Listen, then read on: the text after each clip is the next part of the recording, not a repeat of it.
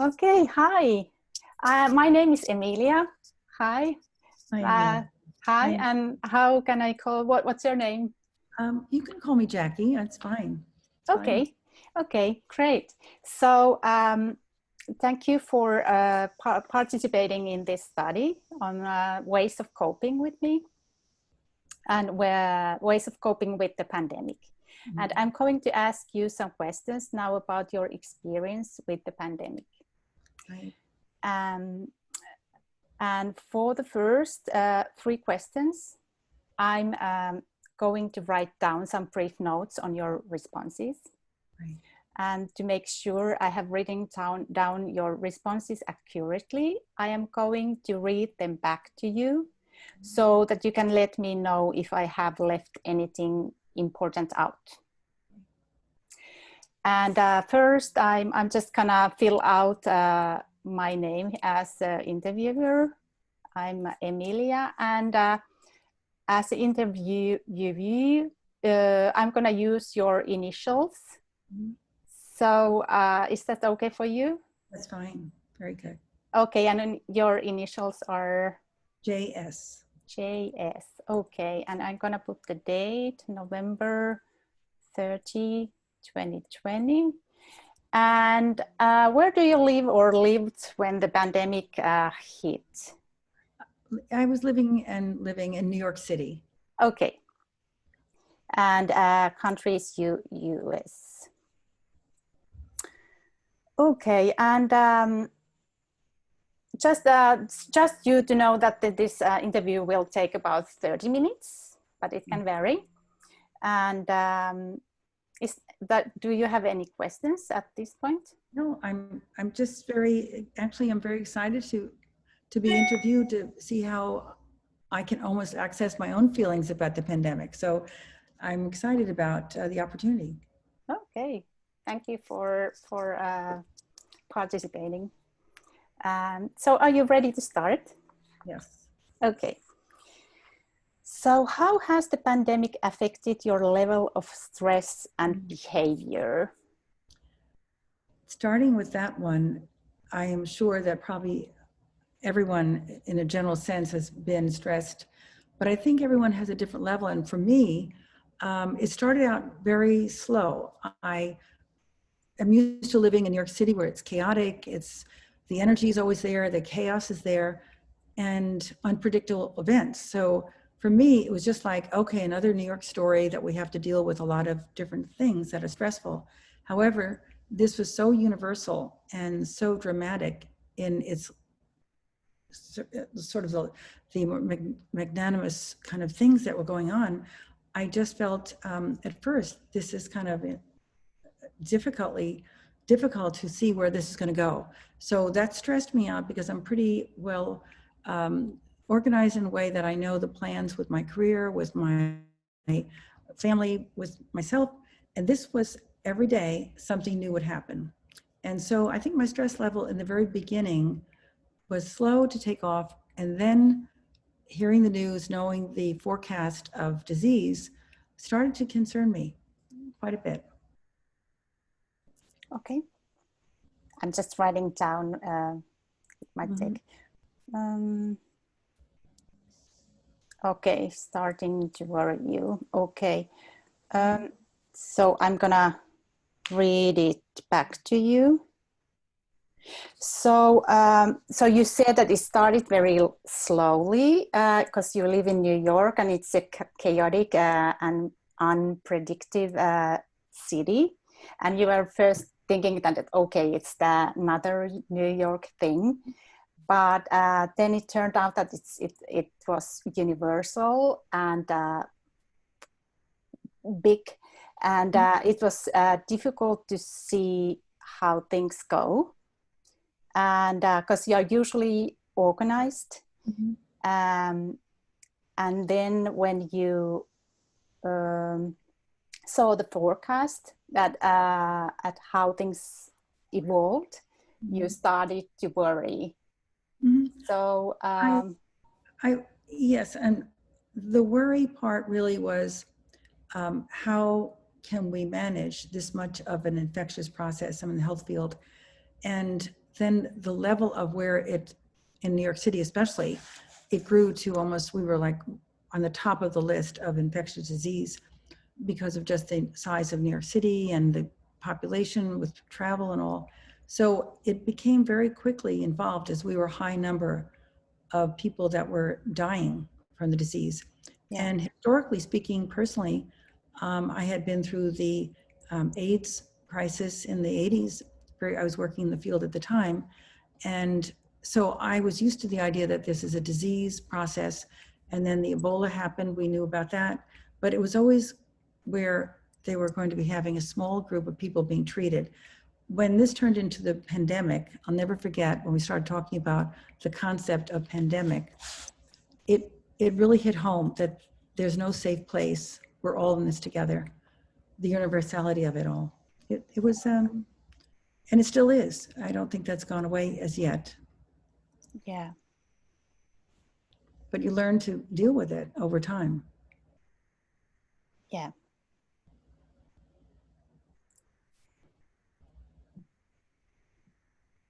Okay, yeah.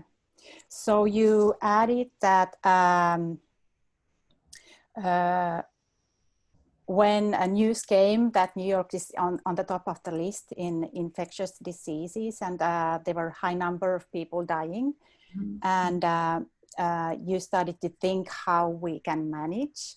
And you have had experience with AIDS crisis and Ebola, and there it was like small group of people, but this case was more like it was pandemic. You were started to feel that there isn't any safe place, and we are all in this together, and to deal this over the time. Sorry, over time. Right. I get it. Yeah, just yes. Just to look at the crisis that we were in the 80s with AIDS, it was still the unknown, just like it is with this particular virus. But it was certainly, we were in the dark, but it seemed that it was hitting a certain population, not the babies, not until it evolved where it was universally looked at as the AIDS crisis all over the world. But for some reason, the politics was different. It was severe,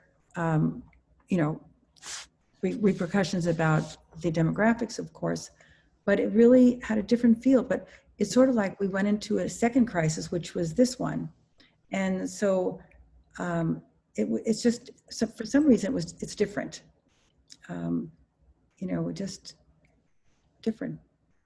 You don't get, in other words, you don't get used to disease that's affecting the world. You just, until we find a cure. Okay, yeah. I'm not sure if I get it, like how you feel different now with I feel that possibly we know a lot more about viruses. We really do. Okay, yeah. And that's coming from my health background. We know a little bit more treatments that were significantly important, even with the AIDS crisis and the patients that were involved with that terrible disease. But it was also political, as remember, but because of your age, but it was very political. A lot of people were very suffering because of a prejudice and bias and all that. But this was like the world was affected. And again, nobody had a safety net to go to. So it's hard to help each other when there's no one there to say, it's okay, I'm safe, I can help you. Our healthcare workers, for me, hearing them and seeing their stories were heartbreaking, that they would leave their families and take care of the rest of us. Yeah. That was stressful and still is. Yeah. So you stated that it was different, the AIDS crisis, and it has a different feel now when this pandemic is, even though we know more about viruses, but sorry, I lost it. You said that it affects like the Yeah, The, the political atmosphere was just as rough with the AIDS crisis, with bias and everything. yeah, But I guess the stressful thing about this pandemic is that it also took a political turn as well. yeah, And yeah, that's where the drama of, let's just talk about the science and get people cured and get people help. yeah. That was the part, I think that's the part that was most stressful for me, that they made Okay. it a political event. Okay. So one thing would be that it took a political turn, Yeah. kind of. Yeah, yeah. And you said also like hearing stories of healthcare professionals were Yeah. stressful, or Yeah. is Very. stressful. I mean, we all consider them our heroes. Yeah, In New York City, I'm sure everybody was looking out the windows and hearing the singing in Italy, but we did it too in New York City. yeah, All they worked at 7 p.m. every night. Everybody got out there yeah, on the balconies and their streets and just hmm, supported them and yeah, appreciated them. yeah. Did you do that too? Yeah. Mm-hmm. Yeah. Okay. Okay. Um, the pandemic can affect people in many different ways, such as affecting our emotions, our finances, our relationship with others, and so forth. What aspects of the pandemic have been most stressful for you? I think the concept of health care, and I have a very large family, and in the very beginning, in the early March, we had to quarantine under our own roof 2 family members that for 2 weeks were dealing with symptoms and things like that. And then recently, my grandson that lives with us went off to college in August and had to be flown home with COVID. So, in other words, it goes on about who's next, and we're all being careful, very careful, but still, it virus doesn't know anybody's specific name to infect all different age groups. So I think the healthcare was my primary concern. That was the first part, and still is the biggest item on the table. Financially, I was fortunate that my career was able to go virtual. So, you know, um, my husband's retired, so I didn't have to look at that as an issue. But I have a lot of friends and family that, were furloughed or looked at as if to say, we'll wait until this turns out, and then the job evaporated. A lot of industries evaporated. Yeah. Of this, so yeah. it's across the board. The effect of finances on everyone. Yeah. Can you say something more? You told like the first the concept of healthcare, and Right. you have a large family, and 2 of your family members were quarantining at one point, and your grandson flew home with COVID. So you were thinking, who's next?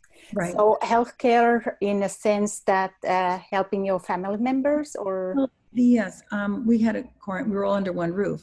yeah. So quarantined, and we were sort of like food at the door, that kind of thing, and worrying about what if it gets worse.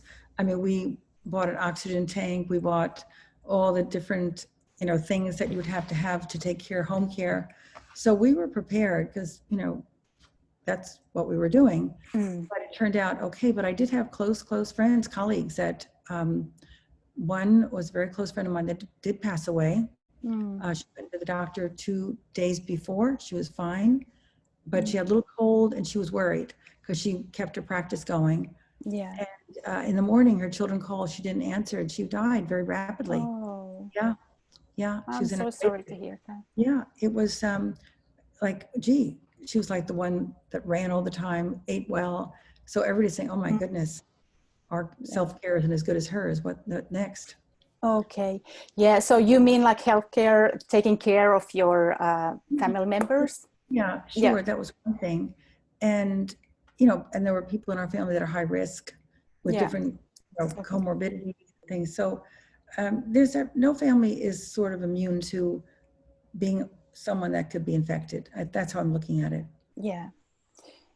Yeah. Okay. Yeah. So you were telling that you were bringing food to the door to your grandson and preparing how to help out if things get worse. Right. And you told about your friend who passed away with COVID, and you have people in your family with high risk. So yeah, there were a lot of things there. And the interesting thing about healthcare, we're so focused in on COVID, but that didn't stop anybody else from having other treatments like cancer treatments. And, you know, one of my nieces had a baby where her husband in the very, very beginning couldn't even go in to the delivery room. So a lot of things that were affected that you would not think that this would be their story. Everybody had a story. That's true. Yeah. Yeah. So it's other areas of healthcare too than pandemic. Sure. Yeah. And you were talking about the healthcare, but also the financial things. You were able to put your career and get virtual. Yeah, I mean, that if you want to talk about stress, going from in-person contact, to technology in my age group, I would say that was a big stretch. But I had always been sort of against that kind of model of, you know, teleconferencing or whatever. I am now a believer. So you you didn't do that before, so you needed to learn. Okay. I always said it's not the same. You don't have the same, you know, emotional connection that you'd like to have in person when you're at a conference or when you're seeing, you know, your own clients and things. But I'm over that. Okay. I've learned on the job. But you felt that it was stressful at first? Oh yeah. I mean, I didn't even know what Zoom was, really. Yeah. So. Yeah. Okay. Yeah, it was a big deal. Yeah. Okay, and you were telling about your friends and family. You know that there were industries which evaporated, so there are a lot of uncertainty there. Right. Yeah. Very. What things have helped you the most to cope with pandemic? I think, I actually know that one of the silver linings that I'm always trying to find something as a positive thinker was the fact that I got to spend an enormous amount, like since the end of February till now, with my whole family, which we have 8 grandchildren and 2 sets of, you know, their parents, and then one in LA. Unfortunately, we have not seen them for a long time because of the distance, but we've all been together in this. It's sort of like a compound of people working and doing their schooling and doing their work at home. And it's been a crazy time. But every meal that we've ever had since February, the end of February, has been together 3 times a day. Oh, wow. I don't know if we're still alive, but we are having an interesting concept of family time that we did not have before. It was like a hotel. We all ate at different times, different places. In New York City, people eat out all the time just to get out of your apartment. So it's been in-house, big table, cooking together and having an interesting time with that concept of talking at the family. So it's different. That's a silver lining. Yeah. So what would you say what about it was most helpful? What thing in that you were sharing the meals together and gathering together?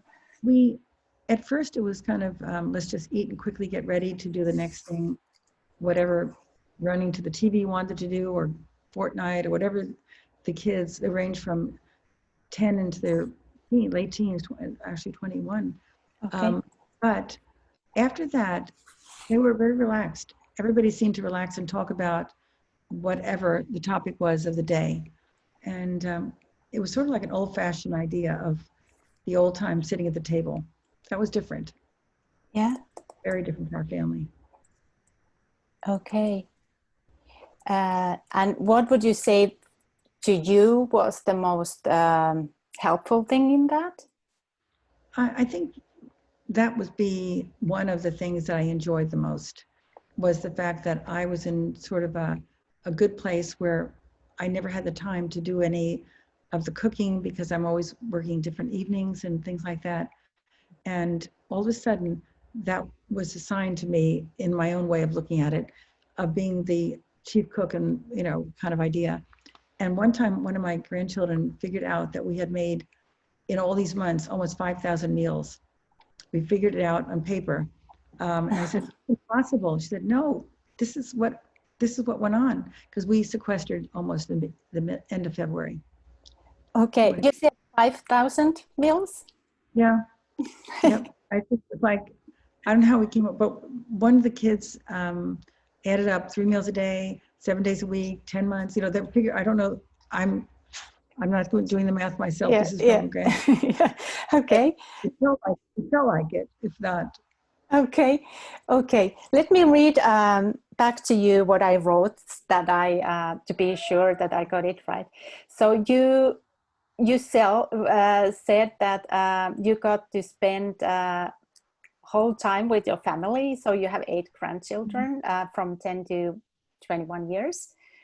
And every meal from February, 3 times a day, you shared the meal, and we're around big table and cooking together.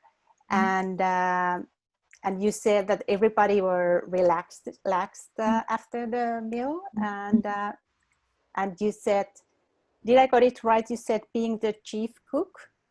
Yeah. Well, Yeah. that was my. Yeah. We all had our little, that was it. It was almost like a commune where everybody was assigned a task. Okay. But you were the chief. I chose that over vacuuming an iron or something. Okay. But the one missing grandchild and the daughter and the husband was missing because they lived in Los Angeles. So Okay. that was hard because we did Zoom with that couple. Okay. And they're. Okay, so one family was missing from that. Yeah. Okay, and you did you have counted like 100,000 meals. No, about 5,000. 5,000. Sorry, I don't know why. It's No, good it's good that I read back to you. No. Yeah. Okay. Okay. I'm hoping the pandemic won't get me to that. I hope we have the vaccine ready to go. Yeah, 1,000. Sorry about that. 5,000. 5,000. Yes. So okay. Yeah. So did I miss something? No, I think everything you're getting everything out of it. There. Okay. Good. So have there been any other things you did that helped you to cope? The winter was very, very severe in New York City this year. It was very severe. And so it happened at a time when the weather was terrible. February, March, even April was cold and windy. And we're not the outdoors type that bundle up and go out no matter what weather. So some of us never went out for 2 weeks straight. Really, we would open the door, the wind would hit us, and we'd, get back in again. Whereas, other people like that kind of thing no matter what the weather is. But for the most part, we would push the kids out, but we'd stay in. So I had never been indoors as long as I had been in during this time. And, I feel in some way that certainly wasn't healthy with vitamin D and all that, but we'll see, how this all turns out. Because once the weather turned out the end of June, everybody felt so much better. It was like sunshine helps. Okay. Just getting. So going out helped you, you feel? Right. Yeah. So you were telling that winter was severe in New York and it was cold and windy, and you weren't able to go out so much. So in June you started to go out. Can you give an example? What did you do? Oh, basically just walking, strolling, walking, taking long walks. the people in the other part of the family, not myself, went bike riding, which was a big help. Okay.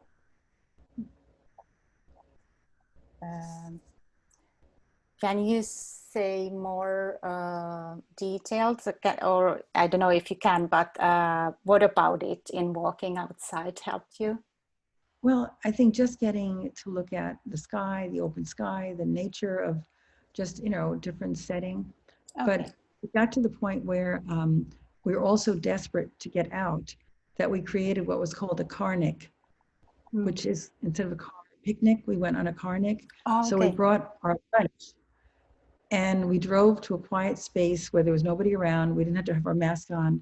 We opened the windows and we ate in the car because we felt very comfortable not designing or eating around any even outdoor restaurant, which is a lot of people do in New York City. They're still eating outside in the cold weather and during the summer. But we decided that that was one thing we weren't going to risk, is going into restaurants. Okay. So you invented this new thing, carnic, and went to the white space and ate in the car. Yes. If we ever had to sell this car, nobody would buy it. It has everything all over it, but at least we had fun. And that'll be over when the pandemic is over. Yeah. So you said like going outside was to see the open sky and nature and just change the scenery, I guess. That was the key. Just anywhere but there. Yeah. We just needed to go into a different neighborhood. We just needed to get in the car and go nowhere. I mean, it was a trip to nowhere. Yeah. Okay. We didn't visit friends because we didn't want to, since we had family members that had COVID, we didn't know the level of contamination. We figured let's just keep it in-house. And still doing that, actually. Yeah. So did you think I got it? Definitely. Okay. So the third, do you have something in mind, the third helpful thing in coping? I think, yes, I think aside from family, I think the limitation of just connecting with my beloved friends that I have, some of them are single, some of them are without a family nearby. And my ritual was to call the particular friends that I had that had nobody at home to talk to. So I would call them once a day.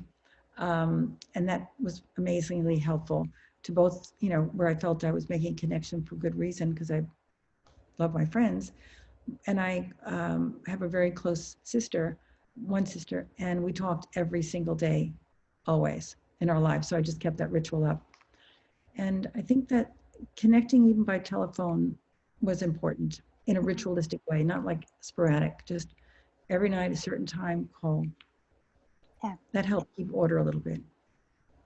Yeah. Okay.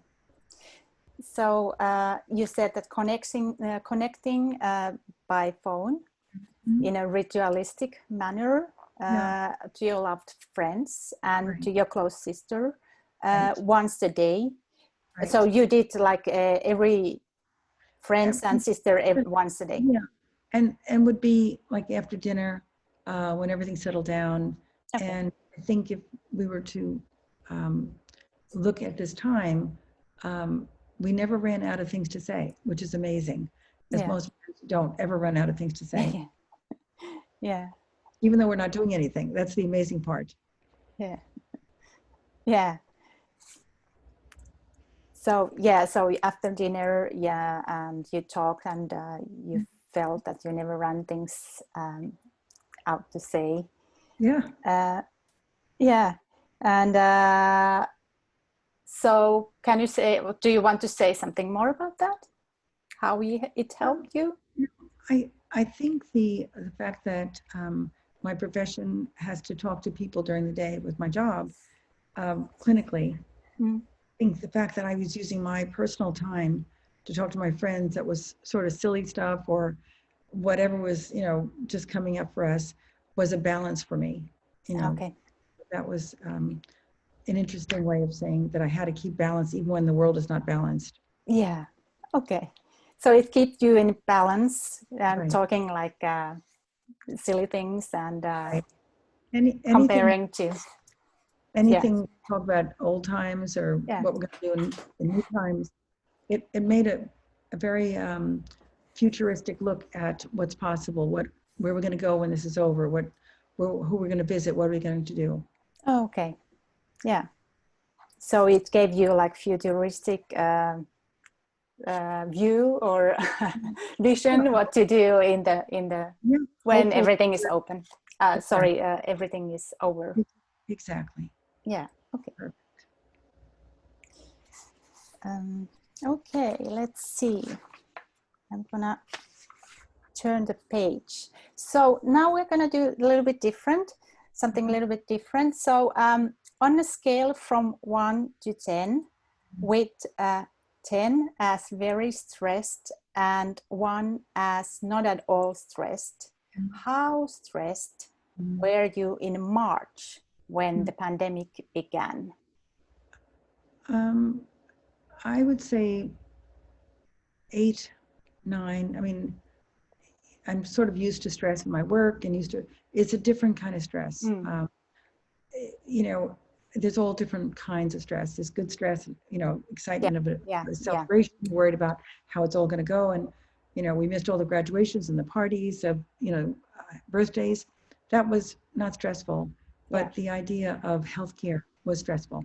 Yeah. So I would say 8 for healthcare and the concern about the virus, and maybe 4 about the social environment or the actual environment with my work. So it was 2 levels. 2 level. If you needed to say only one number, what would you say? Like average from all of that? Oh, I see. All right. We'll sort of put in the middle then. Yeah. Maybe 6 or 7. 6, 7. Okay. So on a scale from 1 to 10, with 10 as very stressed and 1 as not at all stressed, what was your average stress level over the last 2 weeks? Oh, really? 2 weeks only? 2 weeks, yeah. I would say 4. 4. Okay. Yeah. I'm getting used to the whole. Yeah. Do you have any family members, relatives, or friends who have contracted COVID-19? As I said before, unfortunately, we had 2 in the very beginning. Our 13-year-old and one of the dads, her dad. So we quarantined them. And then the grandson that just came back from college, if we sent him off, came back in early, the end of October, early November, came back and had all the symptoms and positive and all that. So he's fine right now. He's able to be negative, but it was a scare. But he still hasn't or his taste back. So that's interesting. You don't know if it's coming back? You never know. People, they just don't know. You just disappear. Okay, yeah. Let's hope the best. Thank you. How serious do you think the COVID-19 pandemic is? So I'm gonna give you options. Very serious, moderately serious, slightly serious, not that serious. Very serious. Very serious. Okay. I'm going to read to you now some different ways that can be used to cope with the pandemic. So for each one, please tell me whether you used it or not. And if you used it, if it was slightly helpful, moderately helpful, very helpful, or not helpful. And as you talk, I will check off your responses. So I can go again those if needed. Perfect. Yeah. So did you use as a way of coping, talking to a family member? Definitely. Yes, okay. And how helpful you would say it is or was? Slightly moderate, very? Very. Okay. Yeah. Have you used talking to a friend? You mentioned something. Yeah, and that was very helpful. Yes, and very helpful. Okay. Talking to a religious leader? I didn't take advantage of that particular one. So it's like slightly, knowing people that are in the field. It was my work. I had to speak to someone in that community, but not about my own personal So, health. okay. Yeah. So it wasn't your coping Right. ways of coping. Okay. Talking to a doctor or nurse. Again, I'm in the field, so it basically was just talking to my colleagues. That opportunity. Okay. So if you consider it as your coping technique, I would say slightly. What was there under the very? What was the one under the very? So slightly, moderately, very, and not helpful. Moderately, because we have a lot of friends that are in the field of virology, so I kept up to date. So that was helpful to know what's down the pike, kind of idea. Yeah. Okay. So. Yeah. So talking to a mental health professional.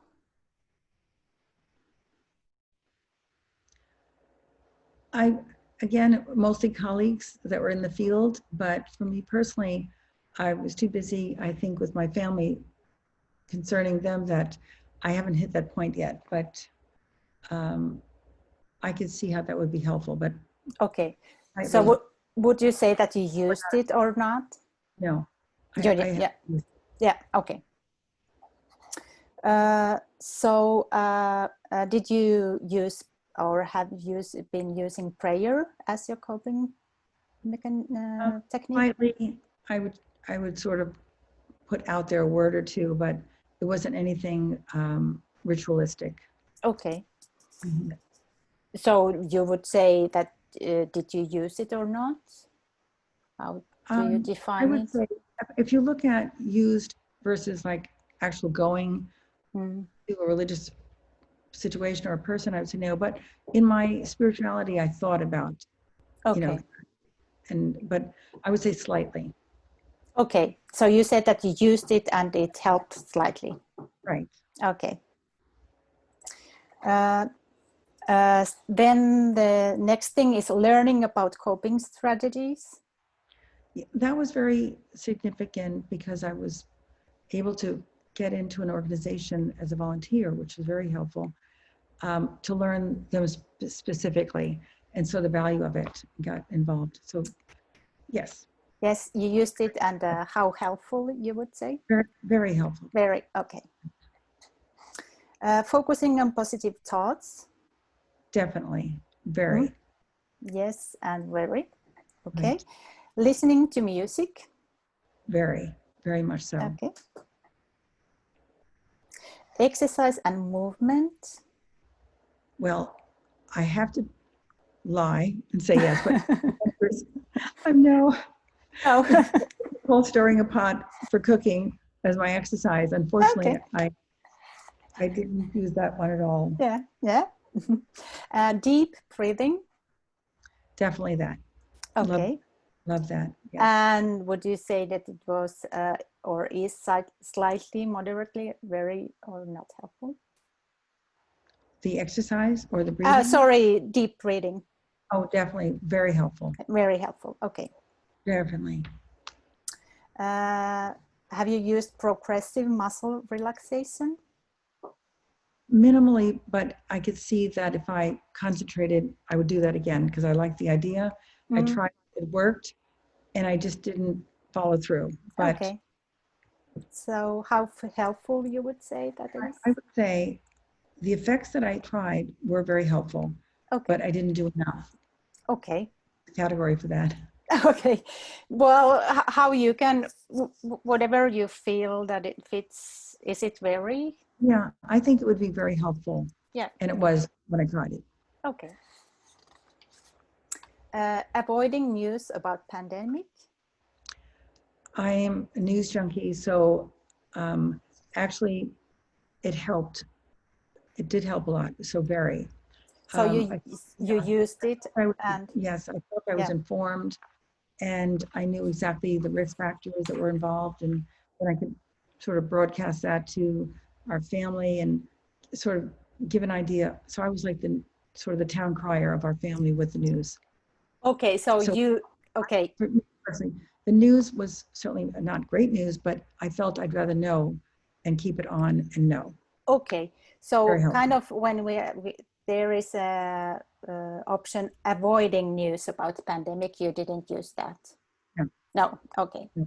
Yeah, it was vice versa. You used it. Okay. Imagine a positive experience.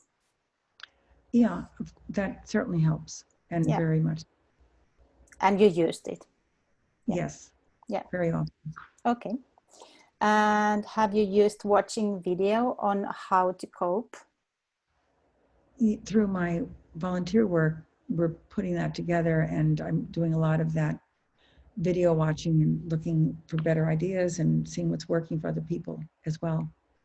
Okay. So it's a good thing. So how helpful you would say it is? Very helpful. Okay. Sticking to daily or weekly schedule or of activities? I think that's very helpful. Some of the life order, I'm always amazed how fast the day goes, even though we're not doing what we used to do. At the end of each day, it's so packed filled with things that I said, where did the day go? But it is because I'm trying to keep up the routine schedule you had when there wasn't any. Yeah. So you used it and it was very helpful? Right. Mm-hmm. Okay. Avoiding thinking about it? I'm thinking about it in different ways. It's sort of switching to, I'm just looking at now, I'm more relaxed. I know that the pressure's off a little bit with the vaccine coming. So I think I'm changing the fear of the unknown to maybe just there's hope. So it's a switch. So would you say that avoiding thinking about it would that would fit in that? No, I think thinking about thinking, kind of idea. Okay, okay. So let's put no here. Yeah. Right. Okay. I'm being aware of there's hope Yeah. in the horizon, and that's Okay. very helpful. So I do Yeah. think about it. Okay. Yeah. Using humor. Have you used that? We have a very funny family, so definitely that. Yes. Okay. So how helpful is that? Very helpful. Very helpful. Have you used reading? Reading, yes, with my work, and just putting things together, helping grandkids do their homework, which I told them, forget math, I cannot help you there. And so I do other parts, like the reading with them, and so that's been helpful. Okay. And how helpful you would say it has been? Very, yes. Participating in a sport? I can't think of any sport except really, I mean, normally I would say if it wasn't a pandemic, there would be other sports to do, whether swimming, tennis, whatever, but that has not helped. Yeah. So, and you would say that you haven't used it? I haven't used it at all. Yeah. Watching TV or movies? There's been times when the weather was really bad that everything would be settled down at night. And unfortunately, I would put on a Netflix or something of those binging ones. And all of a sudden I looked at the time, it was 2:00 in the morning. And I thought, how did this happen? I can't stop it. So I'm a victim of the series, and I stopped that because it was getting ridiculous. Okay, so you see it that you used it as a coping way of coping? Yeah, it was a real good diversion while it lasted. Yeah. So how helpful you would say that it was? I would say it was very helpful in some way. I don't want to be a television addict, but it was interesting to know that you could really get out of a body experience by watching a movie. That's a series, not just one movie, but a series. Yeah. Well, you said something before, but going for a walk, did you use this? Yeah. It was seasonal, but when it was in the right season, it was very helpful. Yeah. So how very helpful, you said. Yeah. Community connections, so religious, sports, or professional? Yeah, I'm involved in a lot of pre-pandemic organizations, and certainly this one put a lot of effort into more of the organizations that were about pandemic and the helpfulness that you have to put out there to address it. Yeah. So I would say I belong to 3 major organizations that have focused their energy on the pandemic and helpfulness. So that's been very helpful to me because I feel that I'm doing something. Yeah. Hopelessness that people feel, maybe it takes a place when you don't feel you can do anything. Yeah. So I figured for me, it's better to do something. Yeah. And it's been helpful. Yeah. So you would say that it was very helpful to get involved. Yeah. Have you used meditation? I like the idea of when the mood strikes me. I'm not, again, I don't have a certain time, a certain day, but all of a sudden I'll think of something that I need. Being an extrovert, I need the space to be taken away from the craziness and space. And so that helps when I design the time and place that's necessary. Okay. Very helpful. Very helpful. Okay. And then there is recreational drinking. I would say that maybe on a weekend, our family would have a bottle of wine all together and celebrate something. We make up things as we go along, but it was always used in a way that there had to be some occasion, but it was very helpful. Okay. Because it just reminded us of the celebrations we've been missing. Yeah. And there were quite a few birthdays and graduations and weddings we missed. Yeah. So it was found something. Yeah. But it's, okay. Yeah. So do you want, is there something else you want to add in this list? No, I think I covered everything. I think I put everything out there that's been hopefully helpful to me, certainly, but I could see that everyone has a different style of what's helpful. So just hearing myself talk and knowing what other people do, like the running and the cycling, and I'm not in that category, but I think it's nice to find what works for me and then what works for other people. That's true. So everybody have their slightly personal things, what they do. Yeah. Yeah. Okay. Thank you for those.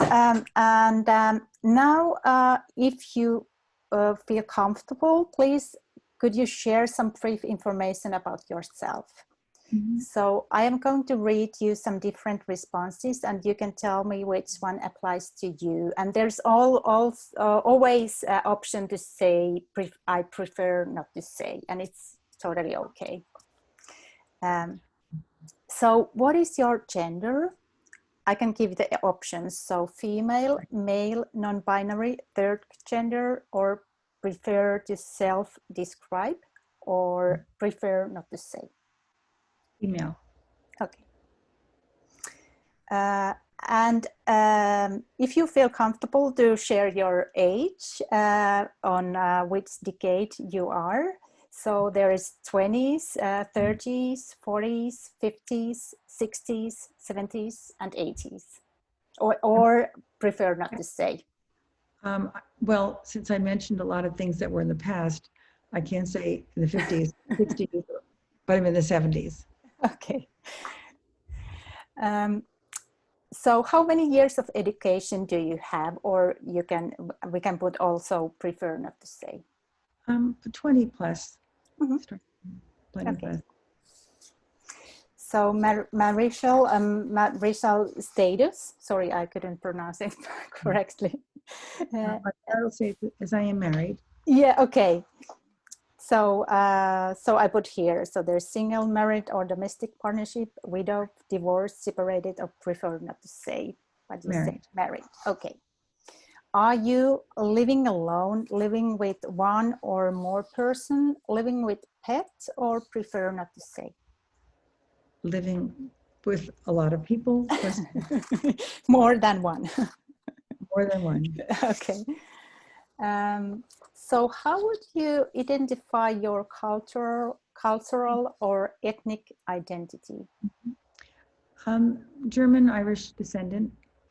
Okay. And there was option also, sorry, I didn't say it, prefer not to say, but you say, can you say it again? Thank you. German, Irish. German, Irish, okay. Descent. Yeah, okay.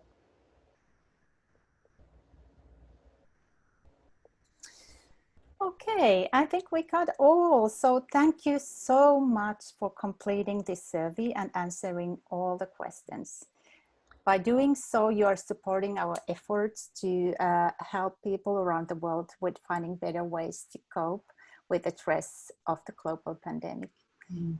And if you're interested in learning more about resources of coping for coping with stress related to the pandemic, please visit our website. It's disastershock.com. Mm. And there are a lot of useful techniques and ideas and things you can look through from there. That's a wonderful manual that I highly recommend. It's been a lot of good ideas, and the artwork is amazing. Yeah. But Amelia, I felt very special having you be interested in how I personally coped. Thank you. Thank you very much. Thank you. Thank you, Jackie, so much. Let's hope that everything will be finished with the vaccine quickly and we'll all be fine. Yeah. Thank you. Thank you.